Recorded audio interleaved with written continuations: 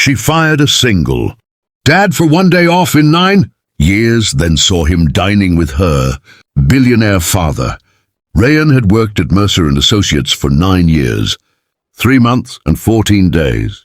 He knew the exact number because every single one of those days had been a quiet act of devotion, not just to his job, but to his daughter, Ayla, who was 7 years old, and the only reason he got out of bed every morning before the sun did. If you believe in kindness, second chances, and the power of small moments to change lives, please like, comment, share, and subscribe to Kindness True Stories. Also, tell us in the comments, where in the world are you watching from? Rayan was the kind of man who arrived 30 minutes early and left an hour late. He was the kind of man who fixed problems nobody else noticed, who remembered every client's name, every deadline, every small detail that kept the company running like a well-oiled machine. His colleagues respected him. His clients trusted him. His record was spotless, not a single absence, not a single late arrival, not a single complaint in 9 years. He was, by every measurable standard, the most reliable employee in the entire building.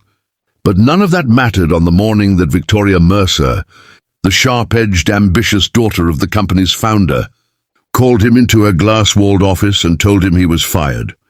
It had started the previous week when Ayla's school called Rayan in the middle of a meeting to tell him his daughter had collapsed during gym class. His heart stopped. He excused himself, apologized to his manager, and drove straight to the school, where he found Ayla pale and shaking, her small hand reaching for his the moment she saw him. The doctors said it was severe dehydration and exhaustion. She had been pushing herself too hard, because she wanted to win the school's annual science fair to make her father proud. Rayan sat beside her hospital bed that entire night, holding her hand and whispering that she was already the greatest achievement of his life. He took one day off, just one, and returned the very next morning, submitting his work remotely even from the hospital waiting room. But Victoria had already made her decision. She was in the middle of a critical company restructuring, and she had drawn a hard line. No exceptions, no absences, no compromises. When Rayan walked into her office that Monday morning with dark circles under his eyes and quiet dignity in his posture, she barely looked up from her desk. She slid a termination letter across the table and told him that the company needed people who could commit without reservation. Rayan looked at the letter for a long moment. He thought about 9 years of his life poured into that building. He thought about Ayla's hospital bracelet still sitting on his kitchen counter. He picked up the letter, folded it neatly, placed it in his jacket pocket and said, "I understand," because he was the kind of man who did not beg and did not break in front of others. He walked out of the office, sat in his car in the parking garage for exactly 4 minutes, allowed himself those 4 minutes to feel the full weight of what had just happened. And then he started the engine and drove home to figure out what came next. The weeks that followed were the hardest of Rayan's life. He applied for every position he was qualified for, took on freelance consulting work late at night after Ayla was asleep, and sold the watch his father had given him to cover 2 months of rent. He never told Ayla how serious things were. Every morning he packed her lunch, walked her to school, and smiled like the world was perfectly fine. He cooked dinner every evening, helped her with homework, listened to her talk about her friends and her dreams, and then sat at his laptop until 2 in the morning searching for a way forward. He carried his fear quietly, the way single parents often do, because there is no one else to carry it with you. Then came a Tuesday evening that would change everything. A former client, grateful for years of exceptional work Rayan had done, invited him to dinner at Aurelius, one of the city's finest restaurants, to discuss a potential consulting opportunity.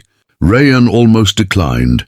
He felt out of place in such settings now, his confidence worn thin by weeks of rejection, but something told him to go. He dressed in his best remaining suit, arranged for a neighbor to watch Ayla, and walked into that restaurant with his head held high, because whatever else life had taken from him, it had not taken his dignity.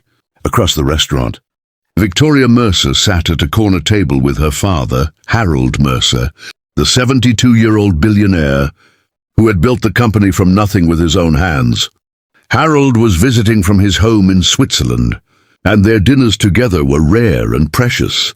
Victoria was in the middle of telling him about her restructuring decisions when Harold suddenly went still. He was staring across the restaurant with an expression Victoria had never seen on her father's face before, something between surprise and deep, unmistakable warmth. "That man," Harold said quietly, nodding toward Rayan's table. "Do you know who that is?" Victoria looked over and felt her stomach drop. Harold didn't wait for her answer. He stood up, walked across the restaurant, and embraced Rayan like a man greeting someone he had never expected to see again. Victoria followed, her mind racing, and stood there listening as her father explained. 12 years ago, before Rayan had joined Mercer and Associates, he had worked a second job as a late-night security guard at a private hospital. Harold Mercer had been admitted there under a private name, following a minor cardiac episode. Frightened and alone, because he had not wanted to alarm his family. It was Rayan who had sat with him through the night, not as a paid duty, but simply as a human being who recognized another human being in a moment of fear. They had talked for hours about life, about regret, about what truly mattered. Harold had told him about building his company, about the sacrifices he had made, about the things he wished he had done differently. Rayan had listened the way he always listened, with complete and genuine attention. When Harold recovered, he offered Rayan money as gratitude, and Rayan had declined. He said simply that he hoped Harold would pay it forward someday. Harold never forgot him. Victoria stood in that restaurant and felt the ground shift beneath her feet. She looked at the man she had dismissed with a one-page termination letter and saw him clearly for the first time, not an employee with an absence record, but a father who had sat beside his sick child, and a stranger who had once sat beside her frightened father, both times asking for nothing in return. Her eyes filled with tears she was too proud to let fall right there. She waited until Rayan's dinner companion stepped away momentarily, and then she walked to his table alone. She told him she had made a mistake. She told him she had looked at a number on a spreadsheet instead of looking at a person. She offered him not just his job back, but a senior partnership position that had been quietly created as part of the restructuring, a role that came with the flexibility, the compensation, and the recognition he had always deserved. Rayan looked at her for a long moment, the same quiet way he had looked at his termination letter. Then he said he would think about it, because he was the kind of man who made decisions carefully, and also because he believed that people who had caused harm should sit with the weight of that for at least a little. While before receiving the comfort of forgiveness, he did accept eventually, and he went on to lead the company's most successful division. But the part of the story he told Ayla years later, the part she remembered and carried with her into adulthood, was not about the partnership or the restaurant or the billionaire. It was about those 4 minutes he sat in the parking garage after being fired, feeling the full weight of the loss, and then starting the engine anyway. He told her that life would knock you down in moments that feel deeply unfair, and that the only thing you can control is whether you start the engine. She never forgot it. If this story touched your heart the way it touched ours, please take a moment to like, share, and subscribe to our channel Kindness True Stories, where every story is a reminder that compassion is the most powerful force in the world, and that a single act of kindness can quietly rewrite someone's destiny forever. Your support helps us keep sharing stories that matter.